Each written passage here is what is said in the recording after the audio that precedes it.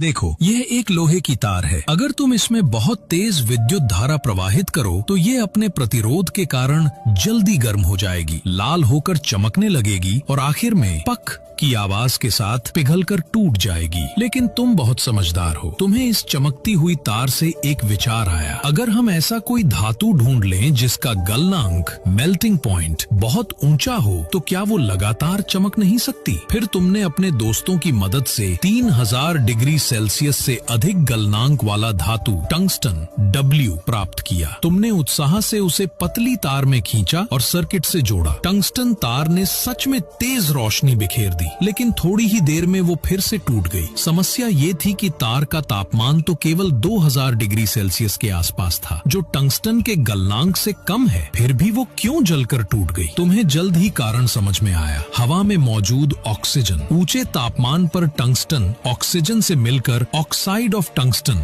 WO3 बनाता है, जो वाष्पित हो जाता है और इससे तार जल्दी ही क्षतिग्रस्त होकर टूट जाती है। फिर तुमने एक और शानदार उपाय सोचा। अगर टंगस्टन तार को कांच के गोले से ढककर उसके अंदर की हवा निकाल दी जाए और फिर उसमें निष्क्रिय गैस जैसे आर्गन या नाइट्रोजन भर दी जाए तो ऑक्सीजन से प्रतिक्रिया ही नहीं होगी। और हुआ भी यही। जब तुमने बिजली प्रवाहित की तो टंगस्टन तार स्थिर उज्जवल रोशनी के साथ चमकती रही। लेकिन एक नई दिक्कत आई। टंगस्टन की तार का प्रतिरोध बहुत कम था, इसलिए उसकी रोशनी पर्याप्त नहीं थी। तब तुमने और चतुराई दिखाई। तुमने तार को और पतला किया और उसे घुमावदार सर्पिल कॉइल रूप में बनाया। इससे उसका प्रतिरोध बढ़ा और रोशनी भी ज्यादा हुई। हालांकि 2500 डिग्री सेल्सियस की सफेद तप्त अवस्था में टंगस्टन मुलायम हो जाता था, इसलिए तुमने उसे सहारा देने के लिए कांच का एक स्तंभ सपोर्ट रॉड बनाया, जिसे तुमने फिलामेंट सपोर्ट या हृदय स्तंभ कहा। ये न केवल बिजली से इंसुलेट था, बल्कि तार को सहारा भी देता था और बल्ब के अंदरूनी हिस्से को पूरी तरह बंद रखता था। इस तरह तुम्हारे बुद्धिमान मस्तिष्क ने बल्ब इनकेंडेसेंट लैंप का आविष्कार